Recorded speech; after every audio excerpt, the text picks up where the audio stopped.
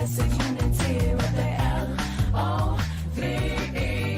Love is the solution, so set your love free with the L-O-V-E. Further evolution and blessed unity.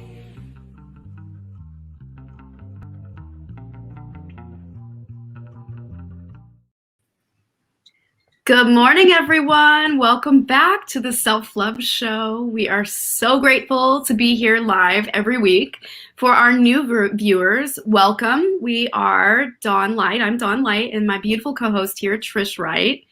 And for our solid viewers that stay tuned in, so thankful you're here with us. We have a great show today. We're super excited to announce blessed Max Pearl being with us today. Thank you, Max, for joining us. Yeah, really glad to be here. Yeah, I'm going to do a beautiful introduction and read Max's introduction and bio right now. And we're going to have a really amazing conversation today with Max about some seriously beautiful things. So without further ado, we often don't like our emotions, especially the ones that feel hard, like fear, anger, or sadness. These emotions are part of our life as human beings and can be important teachers for us. We sometimes repress them, or we can wallow in them, even though they are unpleasant. We often re-trigger our emotions with our own thoughts. Wow, if that's not so human, right? It's so true. So learning to have compassion for ourselves in these moments and learning to feel the emotions in our bodies and connect with the body sensations of these emotions can help us move through them in a healthy way and not get caught up or derailed by them. So powerful. So without further ado, Max has a Ph.D. in neuroscience and was an HIV/AIDS educator and advocate from 1985 to 1995. So profound. Max taught at Hampshire College from 89 to 99 and an assistant and associate professor of biology. He left academia in 1999 for a career that has spanned nonprofit, technology, personal coaching, and workshop facilitation. Max is a longtime practitioner of contemplative spirituality, and Max has a certificate of theological studies from Pacific School of Religion in Berkeley. He has also taken numerous trainings by Gay and Katie Hendricks, Body Trust, Body Electric School, and School of Consent, and has studied embodiment modalities including Tantra and authentic movement. He has been teaching contemplative practices since 2005, and Max has taught numerous courses and workshops on emotional awareness, self-love, communication, and relationships. He is also a multi-genre writer and blogger. So without further ado, thank you, Max, for being here with us today. So excited for your rich body of work. Well, thank you. And it's really nice to be here and to meet you both virtually and yeah, to have this conversation because it's such an important conversation to have. I agree. That's true. You know, something that I wanted to bring up about what you wrote in the intro to this to the show is when we re-trigger ourselves, or when the stories we tell ourselves that keep hurting us. And I'd love to just let you take it away from there. Yeah. So, you know, our brains, because I have a PhD in neuroscience, so I know a lot about the brain and I keep up a lot with that. And our brain, our emotional, the sort of life cycle of an emotion in our brains is actually only a minute and a half. And you might say, but wait, I felt angry for, days, or I felt sad for days. And what happens is we feel this emotion. It gets triggered by something or someone. And we have the brain stuff, we have it happens and happens in our bodies in that last 90 seconds. And then it fades. But what re-triggers it is when we have a thought. Yes. This person did this thing and that must mean they don't love me. And so then with that thought arises again. And those thoughts are so often things that actually aren't true. Somebody says something and we make assumptions about their intentions, or make assumptions about what they meant by it. We don't actually know. I mean, that's the other thing about our brains is we are wired to fill in gaps. So if something happens, we're wired to figure out why that happened. That's just part of how we're set up. And so we're wired to think, well, this must mean this person thought X, Y, and Z, or wanted X, Y, and Z, or whatever. And so we make these assumptions, which then re-trigger that emotion. And so we end up like re-triggering ourselves over and over and over again. And if we can really sort of sit with ourselves for that 90 seconds, feel compassion for ourselves in this difficult emotion, notice the body sensations, whatever it might be tightness of the throat, or stuff in the gut, or heartache, sort of a ache of the heart. If we can really focus on that body sensation and have compassion for ourselves in that moment, it'll fade. And if we don't focus on the thoughts, if we let the thoughts go, the emotion fades, and we're kind of done with it, right? And sometimes we'll have to do something about whatever happened. But if we're not in that triggered state of an emotionality, we're actually much able to do wiser things, make wiser decisions about what's happening for us. Instead of coming from a place of being in the cortisol, adrenaline, or Fight or flight. Exactly. Yeah, Exactly. you're hijacked. Exactly. That's basically what Precisely. Yes. I'm really, neuroscience is sexy. If anyone wants to know, it's just really like, I don't. I'm like, we live so close. Maybe we'll have coffee someday. We can just talk about the brain. I love that. Yeah. Human neuroscience is also complicated. And so I think it often gets oversimplified too much. So, but I try to sort of be clear about the things we really know and the things we don't know, but yeah, no, it's helpful to sort of have a sense of, oh, this is just my brain working. This is just how my brain works, because I think it's a way in which we understand ourselves better. And because I think we often once we reach a certain level of development, we're like, oh, I shouldn't be judgmental, or I shouldn't, this emotion shouldn't be triggered, or we have these ideas about who we're supposed to be. Oh, yeah. And we're human, and we'll always be human until we die. And all of that stuff that's just wired into us is there. And so that's why compassion is so important around emotions, because those emotions are there, and they're our gift. They are such a gift, and they don't feel like a gift often. They're like, but they are a gift. Because also the thing about emotions is that one emotion, really great emotion, is joy. And if we spend all our time repressing our emotions or short-circuiting them, or we actually lose access to joy. And so it's like allowing us to be in our emotions, whatever they are, gives us more access to that wonderful emotion, which is called joy. Oh, I totally agree. So I've often joked, like in my circle of friends, I often joke that it's like this. I reincarnated, because I do believe in that. I reincarnated on this planet to come back to Disneyland, human Disneyland. And I'm like, I'm just here for all the sensations. So don't you dare take my sassy, judgy, angry, sad self. Right. No, I'm here for that too. Like I can't not do that thing. Right. Okay? Like, and that's the thing is like, and then the other joke is like, you humaning, get it off. Right. It's like, well, I think what happens too with our emotions is that we, some people, and this is a natural thing, we blame others for them. Very, very. And so it's like, you made me sad, or you made me angry, or whatever, right? And so that means that we don't actually get to own what our own emotions are, and we're sort of fobbing off on other people, which makes things really messy and uncomfortable, and actually isn't good for relationships. But if we can be our cranky selves and say, hey, I'm cranky, and just be cranky and let it be, let that just be, it's great. It's a wonderful emotions.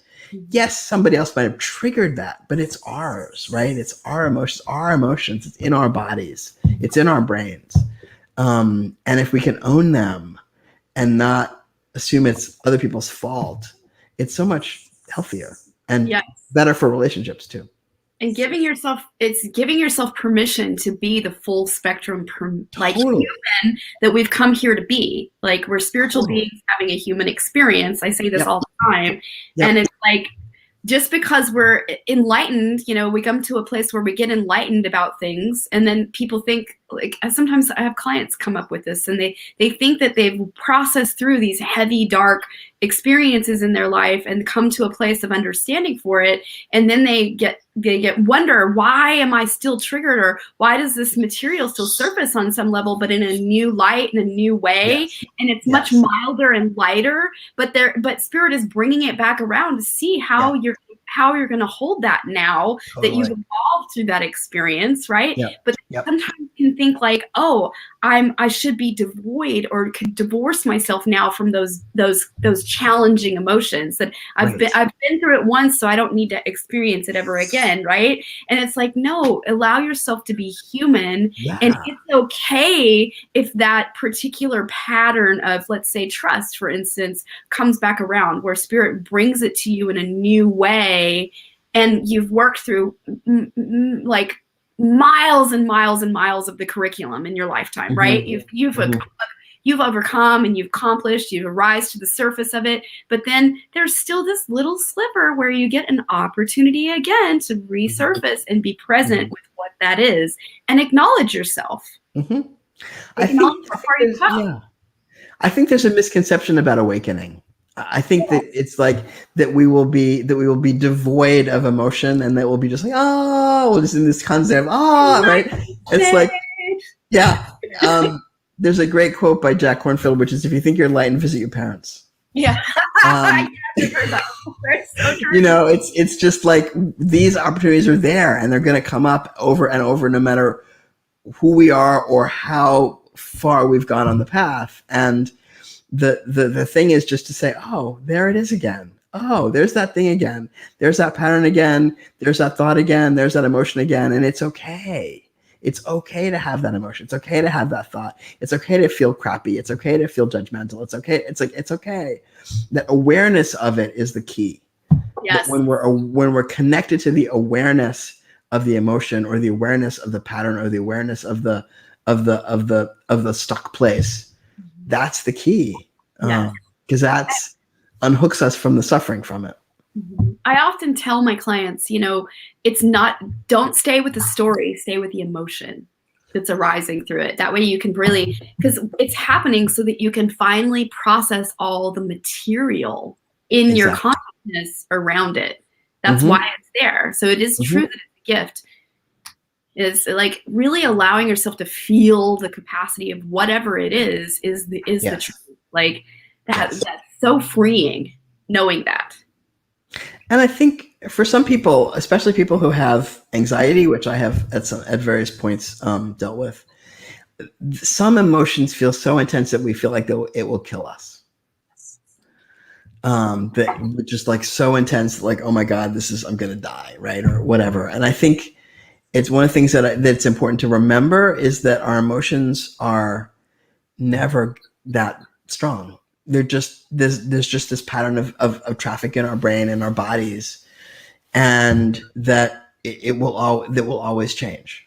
It will always change, and it will always fade. And to just really kind of work. And I think what happens is the more we are compassionate with ourselves and our emotions, the more we can stay in the body when we're having an emotion, the more we'll remember that, oh yeah, this will go away.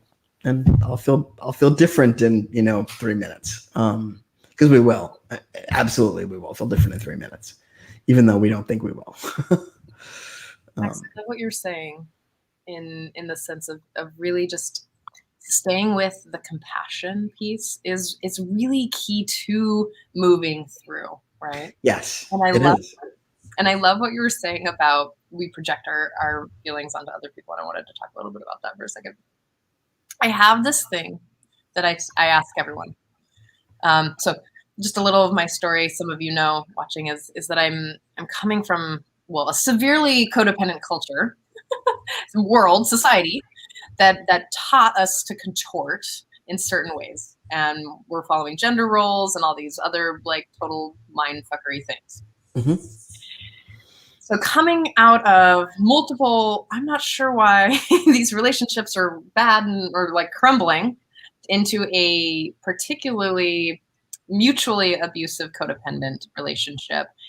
and sitting here and being like, I totally projected so much. Like that person was just, whatever. I just projected so much.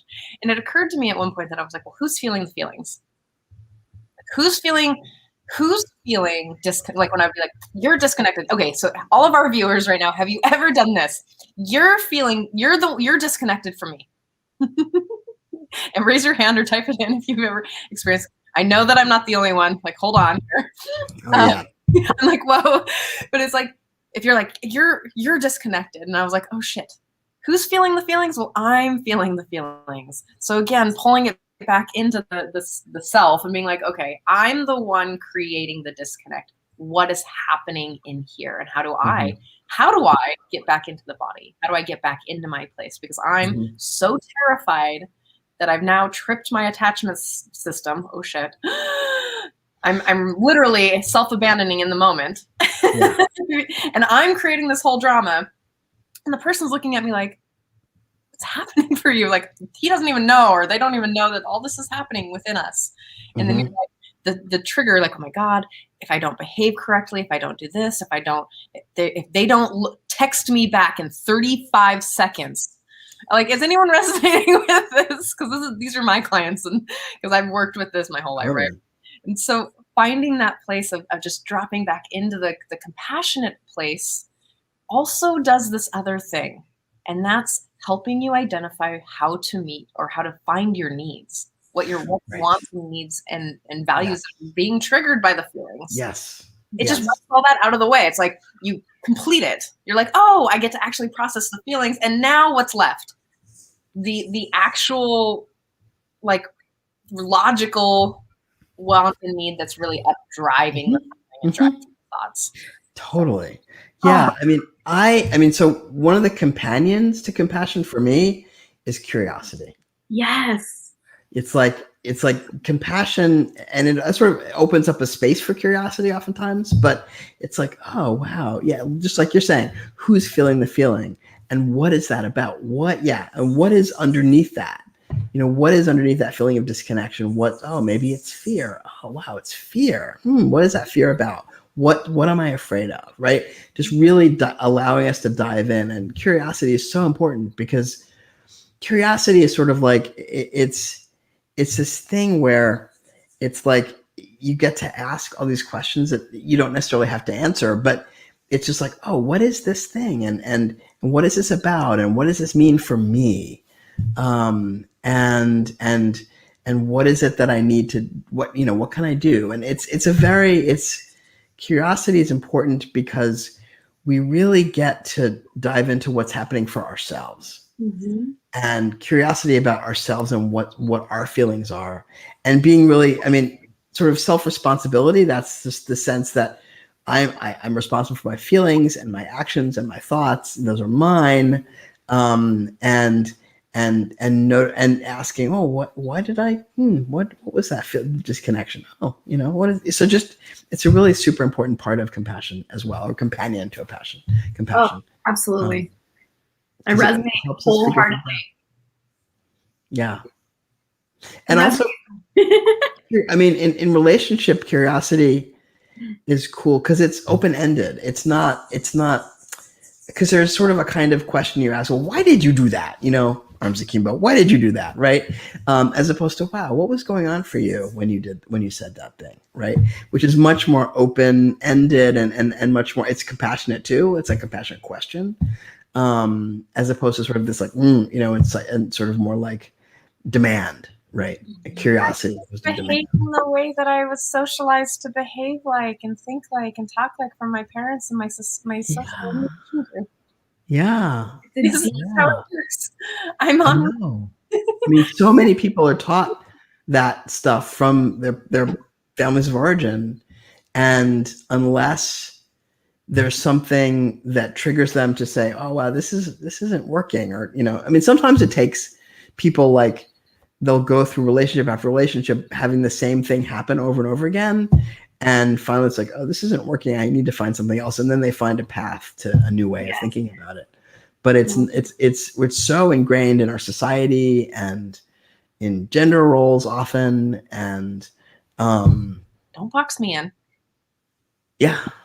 It's an opportunity to repattern the part that so focused on that's the only way to exist and be, right? Because you know, and there's no awareness within that pattern yet, and spirit keeps bringing it, you know, and that's why what you said is so accurate, right? You keep creating the same circumstance over and over and over again until you awaken to the part of you that's like, oh, that's an actual conditioned response. And then you can actually see more clearly. Like for me, this is a very deep process, but it was showing up in my own marriage. It was showing up as a pattern of sex and money.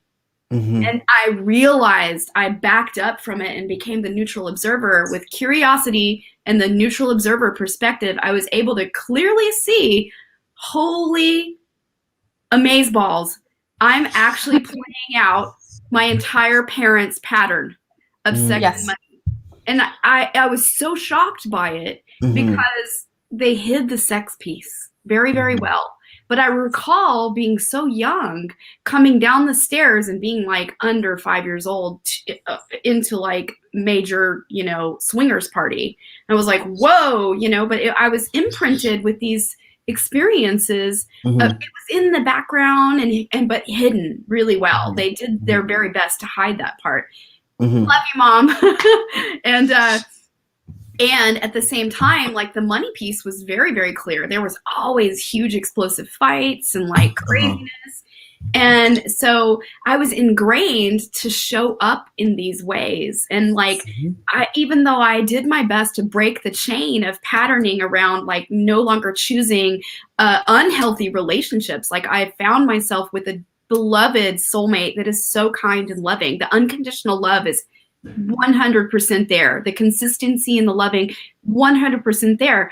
But spirit was still giving me an opportunity to deeply reflect and work on this pattern. Like that's matching curriculum. So I'm just so thankful because graduate school gave me the gift to really unearth that material and look at it and lay it down.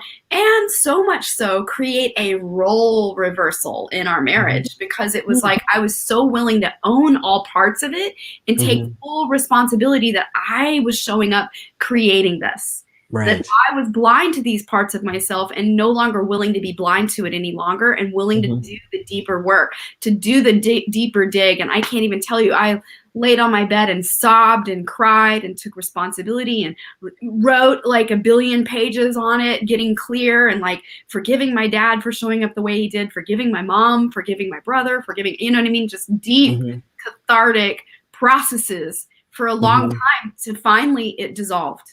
And finally, I laid it down, and now I can speak so frankly about it and share so frankly in my own spiritual practice and my clients, working with my beloved clients.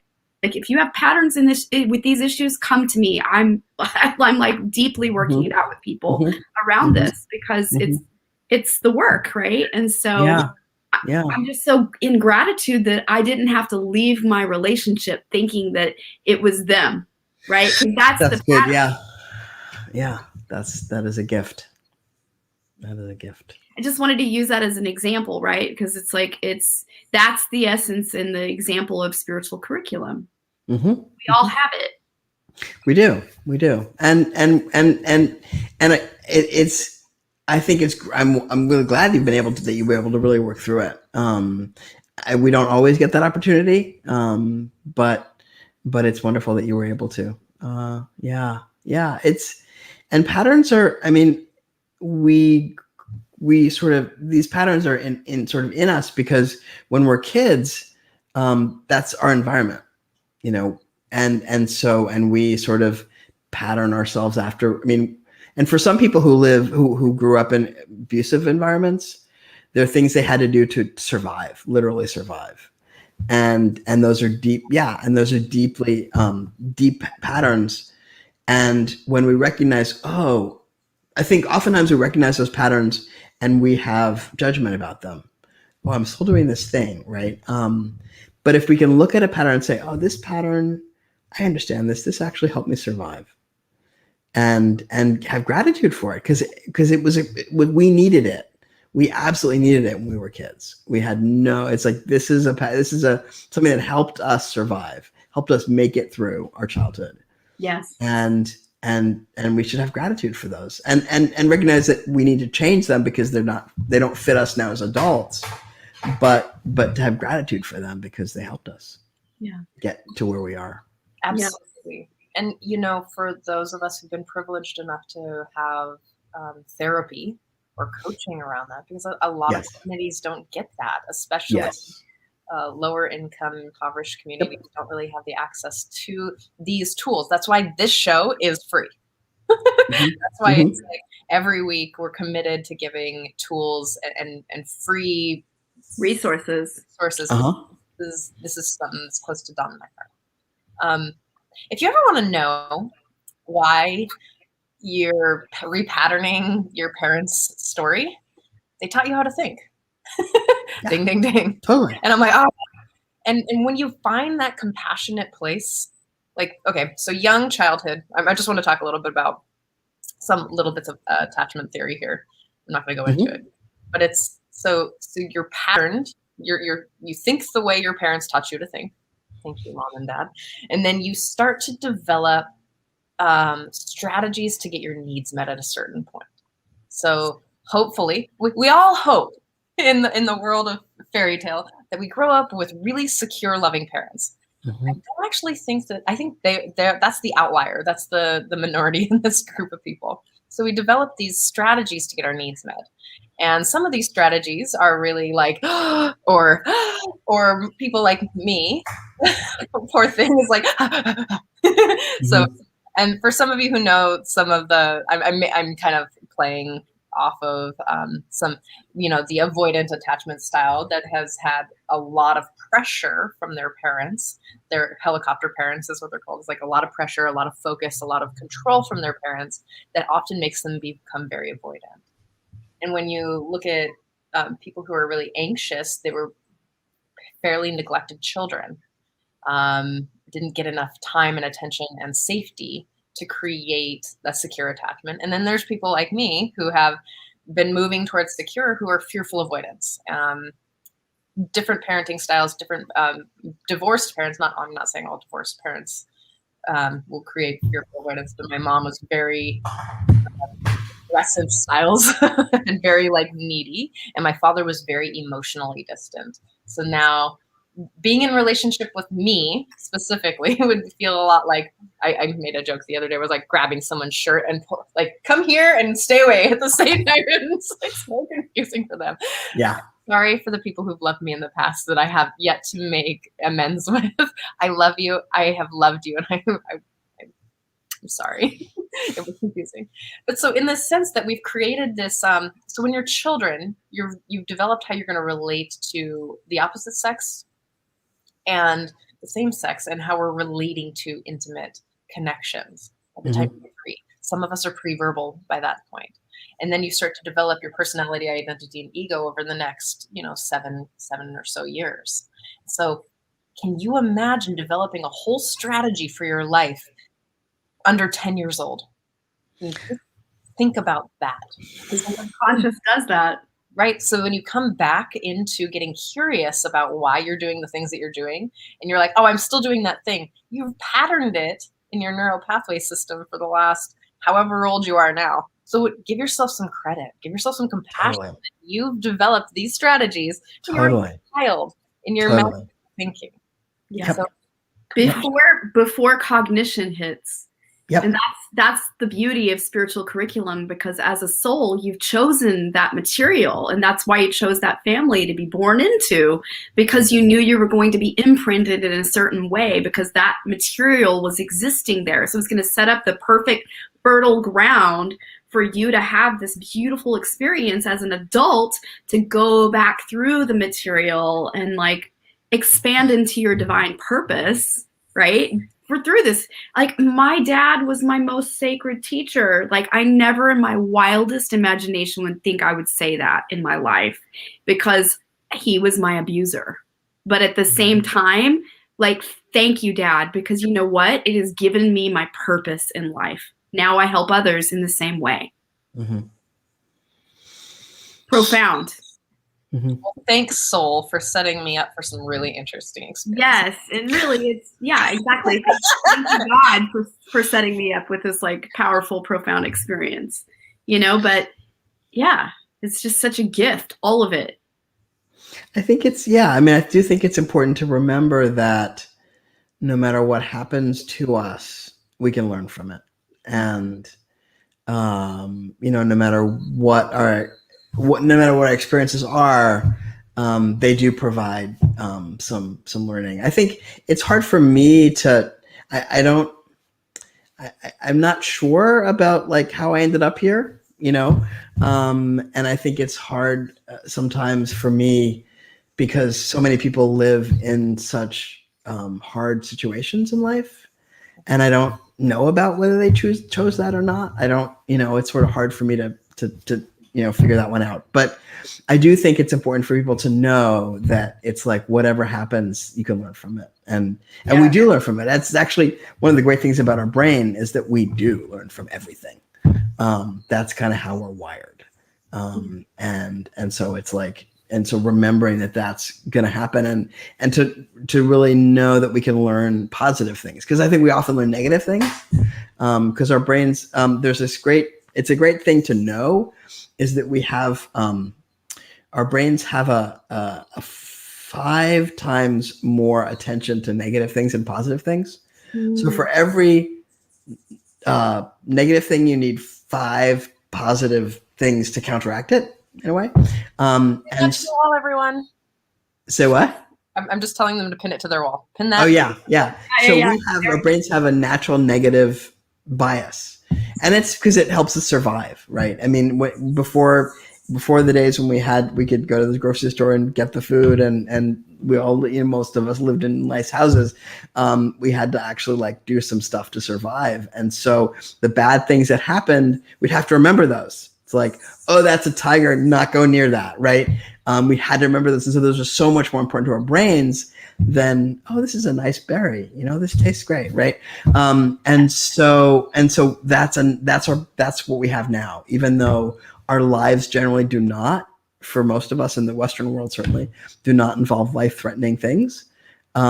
We still have that. And we still oftentimes, that's one of the things that's important about back to sort of emotional compassion is that some of our emotions, they're so strong that things feel life-threatening.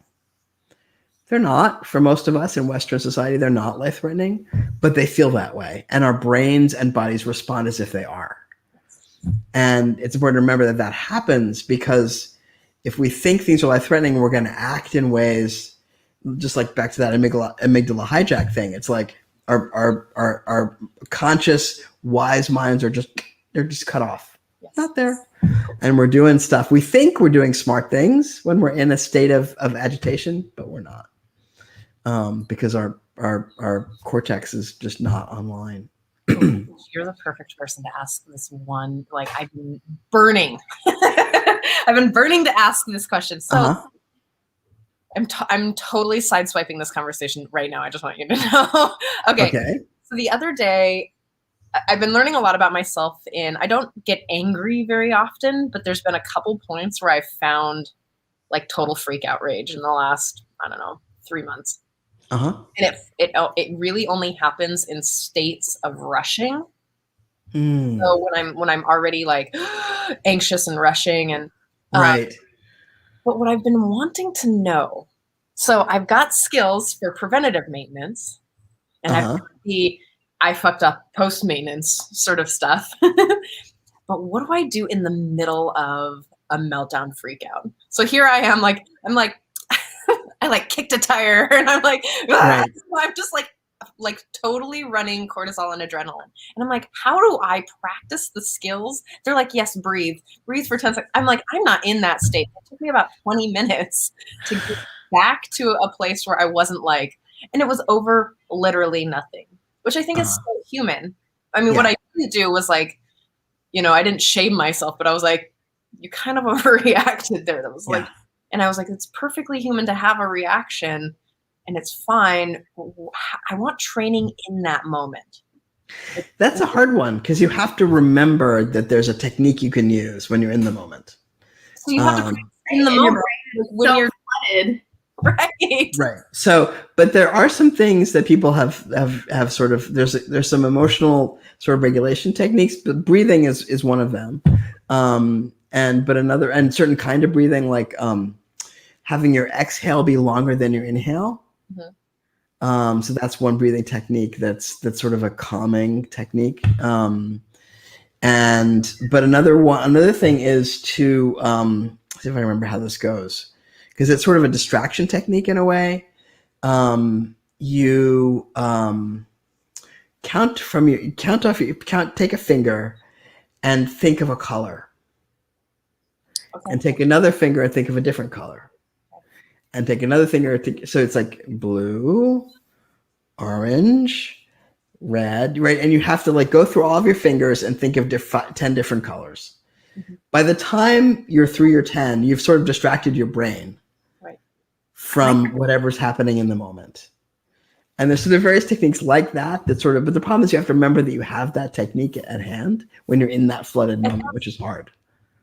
That's the thing that I've been, because I was like, well, I have all these tools. Like I've got them. I know them, but I don't get into that space enough to actually have practice to recall from the place. So from that heightened state of awareness. So what I'm understanding, and correct me if I'm wrong here, I'm understanding that to have rapid recall, that you have to practice it in that state of chemistry in your body. So if you're studying when you're smoking weed, you need to be you'll recall it again when you're smoking weed, because that's the state of consciousness that you were in.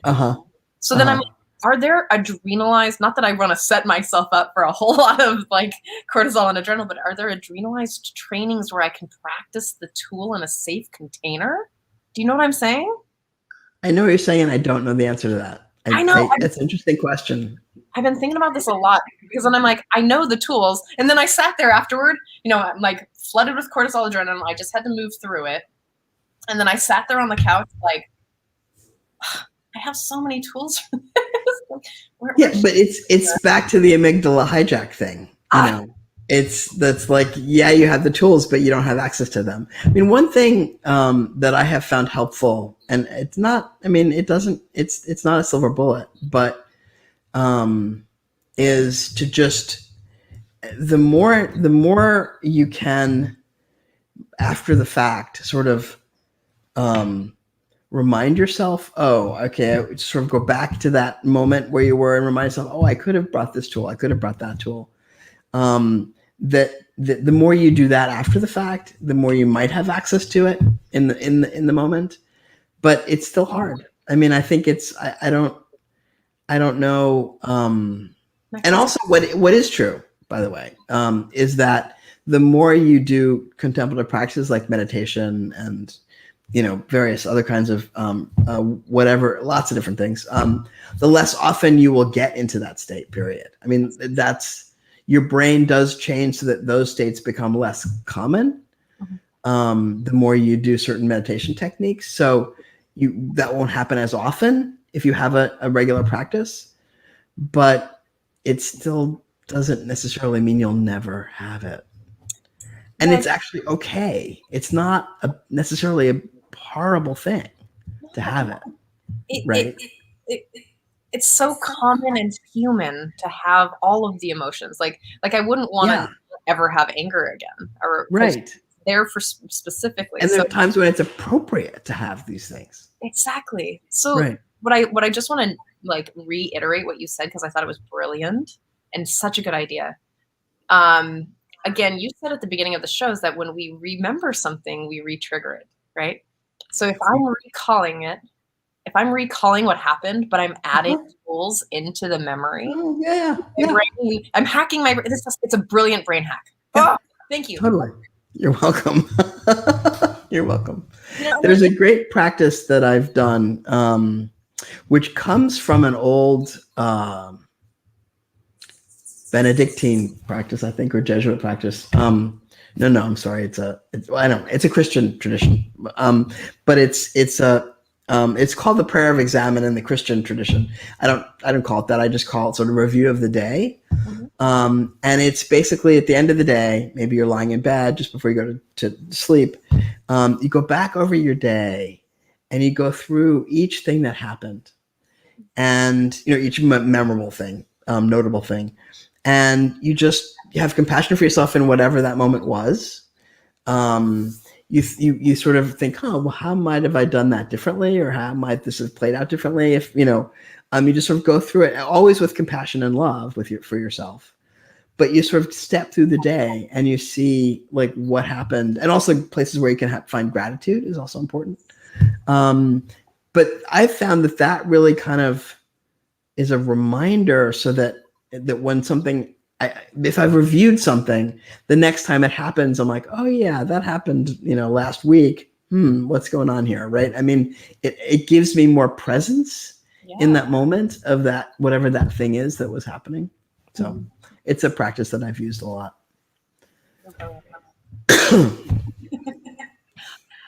I really love that. That's beautiful.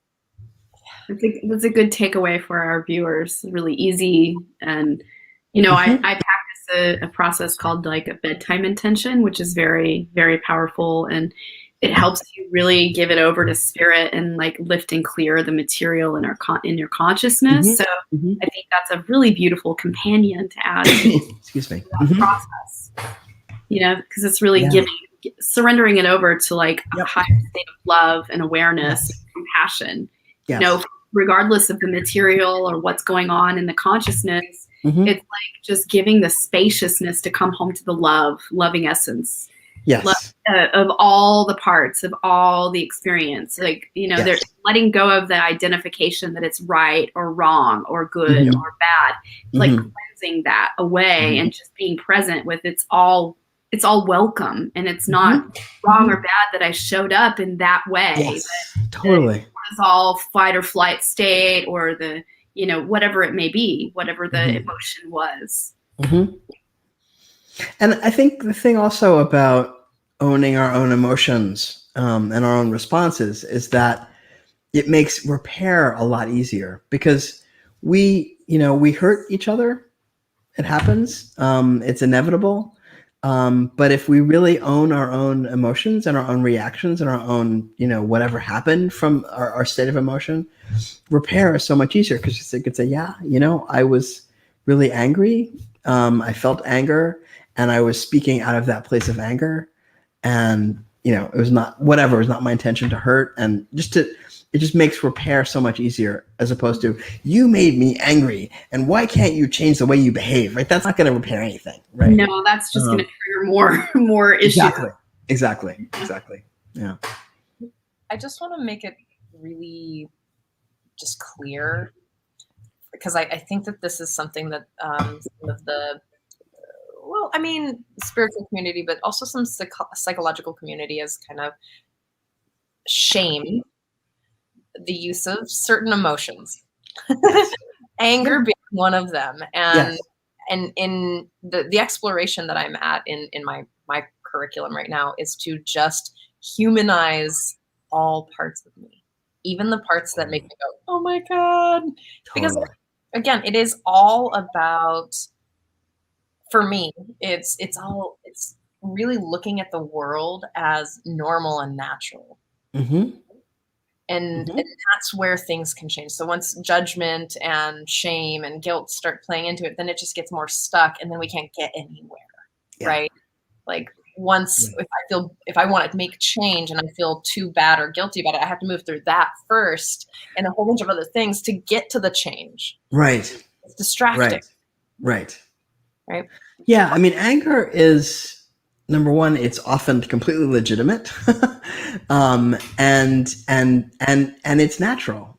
It's a natural thing. It's natural for us to feel it, and it is. I think because anger can cause people to act in ways that are violent or scary. It's one that we need to be careful with in ourselves, like to really like. But the thing that makes it easier to be careful with our emotions is to have compassion for them. when we're like, oh yeah, I can feel angry, and that is a valid emotion, and so and own our own anger. It's not you made me angry, it's I'm angry. Yes. Yes. I feel anger. And having the skills to walk away if you feel aggressive or violent, because that's like Yes, to track totally. back before then, right? So Yes.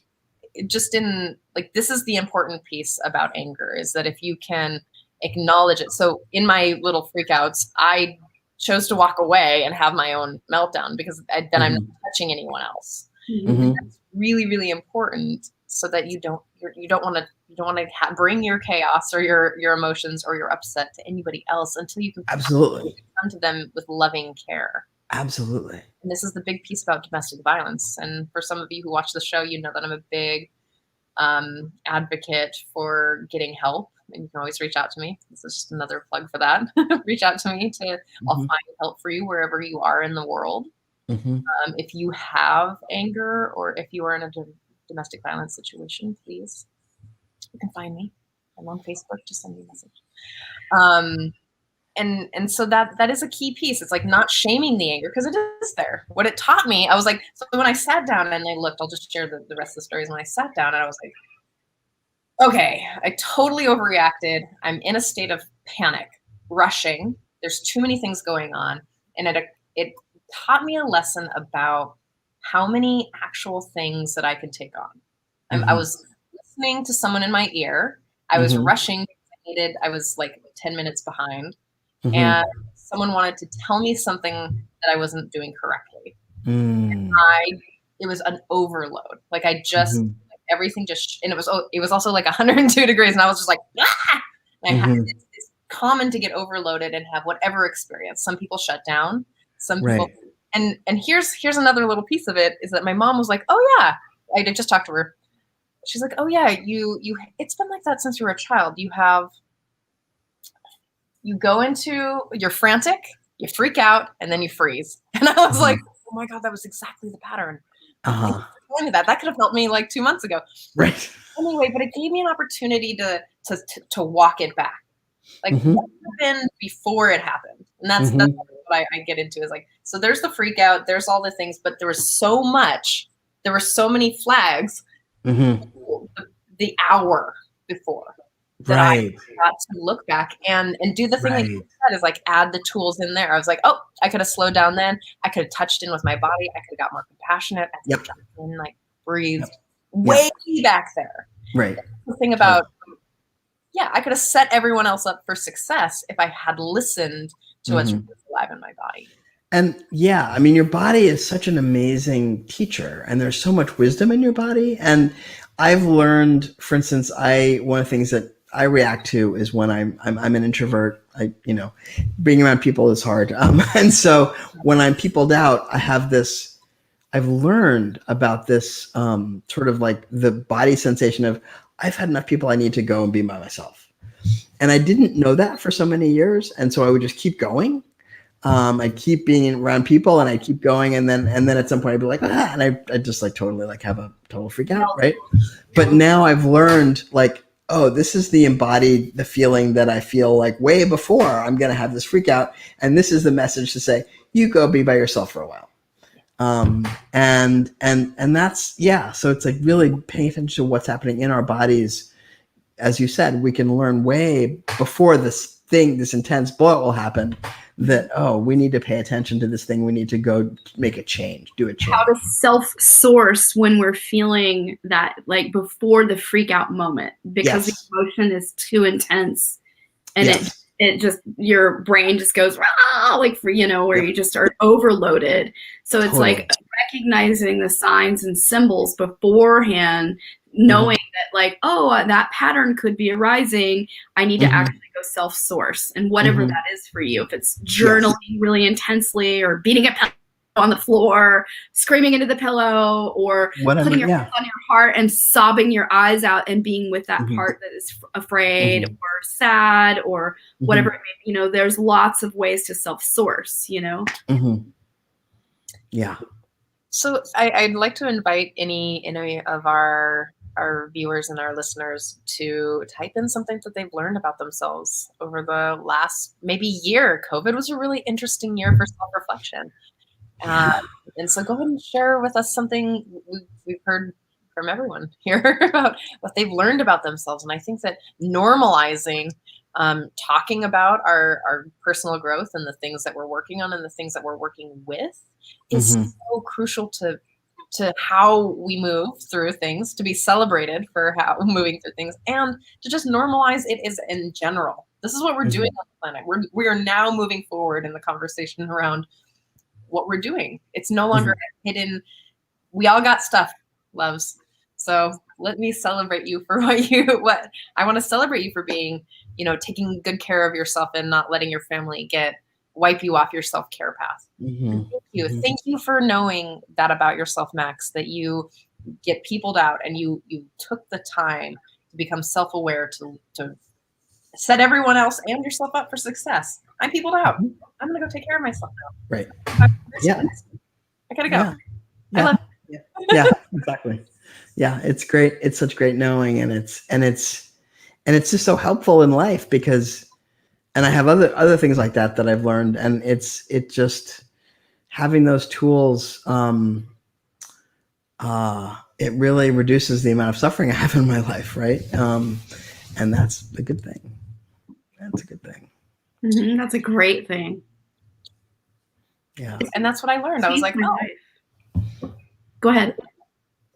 Oh, I was like, and that's what I learned. I was like, oh, I can only handle one or two things moving at the same time. And and what I also learned, I was like, oh, if I'm rushing, I'm going to just stop for a second. I'm literally like, if I get that frantic feeling, I'm just like, okay, stop. Yeah. Now I get to reevaluate what can I move, what can I cancel? Because rushing doesn't help anyone, and it really literally affects me and everyone around me. My rushing. Yeah. So totally. I'm really curious about how, let's say, so I'm reading through the comments right now, and we're talking about sadness, and we're talking about self-care, and we're talking about, judgy families, and we're talking about anger. I'd love to hear a little bit more about how to really find compassion for ourselves. And I didn't know that I'm going to put you on screen, full screen, so no surprises. Okay.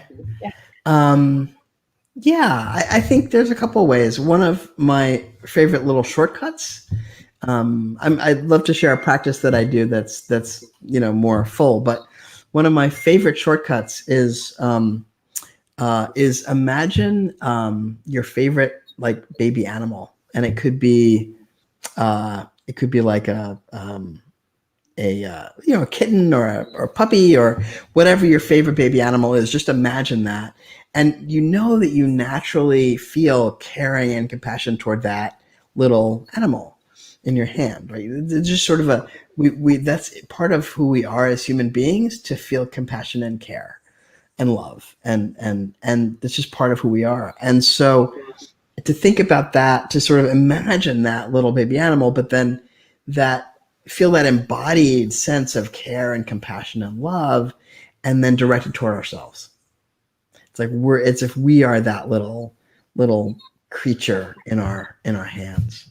So that's my little shortcut, but I will share with you a practice, and I'm actually going to have a little timer, so we can sort of do this for 5 minutes.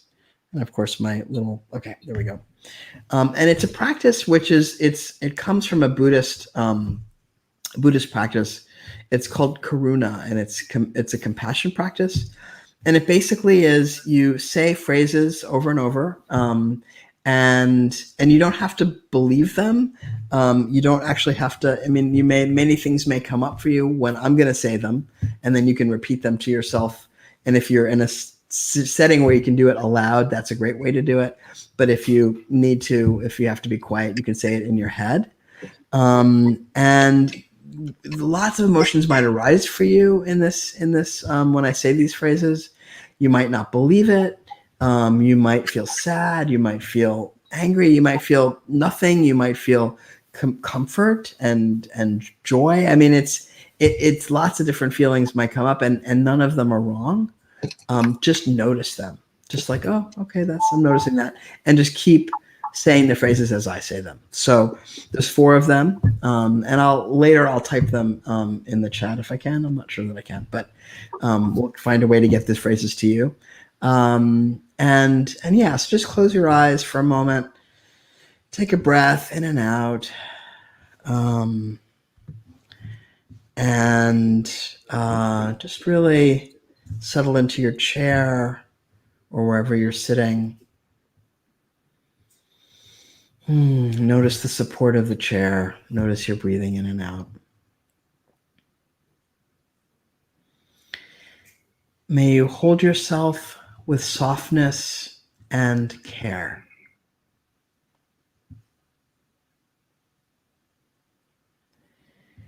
May you be free from pain and sorrow. May you be free from suffering caused by anger, fear, and confusion. May you hold yourself with care. I'm actually going to shift the pronoun so that you're focused on you. May I hold myself with softness and care.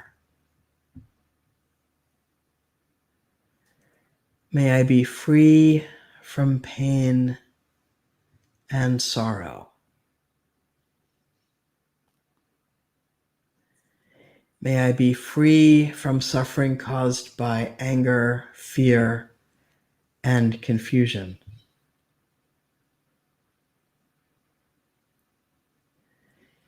May I hold myself with care.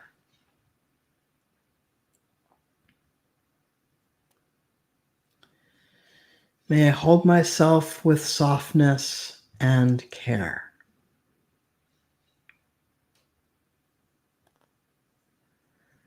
May I be free from pain and sorrow.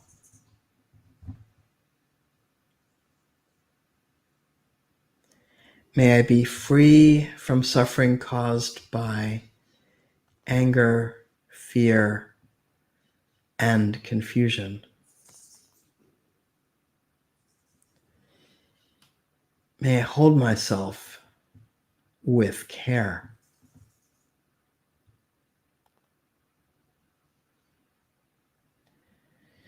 May I hold myself with softness and care.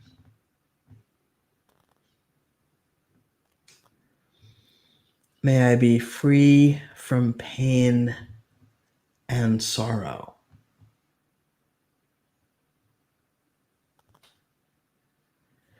May I be free from suffering caused by anger, fear, and confusion. May I hold myself with care.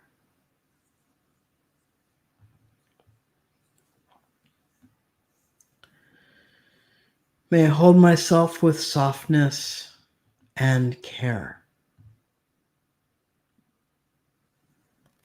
May I be free from pain and sorrow.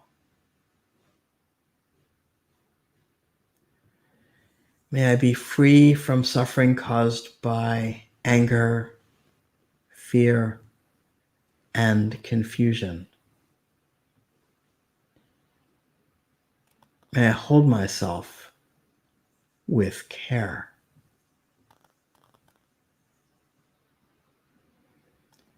May I hold myself with softness and care. May I be free from pain and sorrow.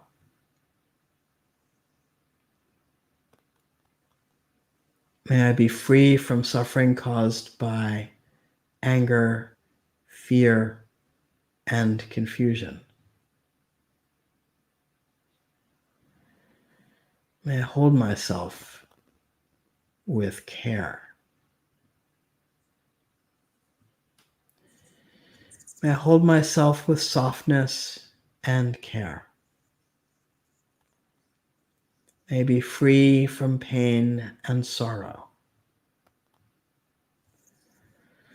May I be free from suffering caused by anger, fear, and confusion.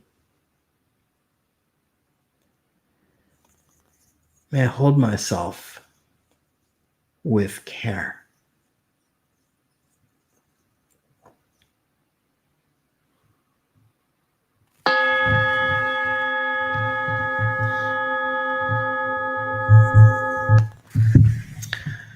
Thank you. I love that practice because it really opens up that sense of compassion for ourselves. And there's actually, psychological and neuroscience data that those kinds of practices, those Buddhist practices that are chanting, actually change our brain structure over time. So they have real effect. And I've taught this one and the companion one, which is called Metta, to many people, and they've really talked about how doing it on a regular basis changes how they are in the world and how they are toward themselves, more importantly. So, yeah. Feel extra relaxed. I'm sorry, there was a technical glitch. I missed what you said. Oh, I feel extra relaxed right now. I'm good. I'm glad. It is very relaxing too. There's that. It is a very nice, calming, relaxing practice. Oh, I just celebrate the permission it gives yes, to let go of where the perceived suffering is. Yes. Yeah. I find myself also wanting to weave in you as in there. Right? Yeah, I should say that the way that in the traditional form of the practice, actually you start out with I, and then you go to you, directing it towards another person, and then you go to all beings eventually, sort of go through a process. I've sort of focused it on I because for many people, they can skip over that part, skip over the self-compassion part and go right, because I think it's easy for us to feel compassion for other people, Yes. and other beings, and we skip over the part about ourselves. And so the reason why I focus on I is just to really hone in on the I. But yeah, it's great to spread the compassion and love for sure. Yeah. And you can modify the words. I've modified the words. There's traditional words, but those are also in a different language. So, but you can modify the words whatever words really feel right to you. You can change them. So. No, I'm glad that you brought that up as well, because yes, because we look outward, our eyes and ear externally, and we project our voice outward. That there is a tendency to care for, especially for codependents, people that it is to care for the other before self, and that is half the reason why this show is here, is that to work on the self-love piece, which isn't just painting your nails and doing all the vanity stuff, but really about really caring for and loving and accepting self. The cool thing about self-compassion that I've found, and I'm wondering if it's for you, is like the thing that has happened for me, this like secondary benefit, is that the more that I give myself compassion, the more expansive my compassion is for everyone else. Oh, totally. Totally. Do it here just automatically gives me more availability. And that's what I hope everyone gets from today, is the tools to be self-compassionate, to just really show up in that place of loving acceptance of wherever you are, whether you're sad or you have anger or you're hungry or you're hangry, or you're still mad at your parents, or you're still mad at your soul for giving you the spiritual curriculum. Like just being able to be like, you know what, I can love myself here and I can be passionate in that place. Yeah, I think also we oftentimes feel judgment toward other people for things that we don't like in ourselves. Um, and so I think that when we feel compassion for those things in ourselves that we don't like, it's so much easier to feel to not be judgmental toward other people for in general, but for those things. Yeah, totally. Yeah. Good points. Yeah. Oh, Ah, I want to thank you, Max, for your time and your attention. And sure. I It really was. thank you for doing all the work you've done in your life to bring you into ours today. That it Truly. takes a lot of work to get a PhD in neuroscience, and it takes a lot of work and time and effort and money and just a lot of energy to take the trainings and get educated and be human right now on Mhm. this planet. And I'm just so grateful that you showed up in such sweet, loving, calm us today. I was like, Well, it was wonderful to meet you both, and it's wonderful to be here. I'm glad to share this wisdom with you and with your audience. It was really, really fabulous. Thank you so much. so I invite you. Oh, I invite everyone who wants to know more about Max and Max's work, as well as to reach out for those sentences and the practice. Find Max here. I don't know.